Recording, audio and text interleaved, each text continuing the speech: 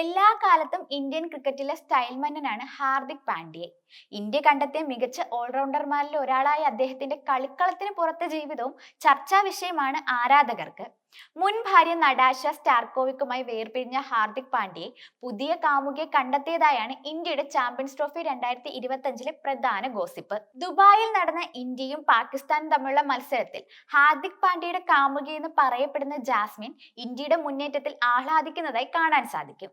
British ഗായികയും TV പേഴ്സണാലിറ്റിയും social മീഡിയയിൽ തരംഗം സൃഷ്ടിക്കുന്ന താരത്തെ ഹാർദിക് ആരാധകർക്ക് ആഘോഷിച്ച് മതിയാകുന്നുമില്ല.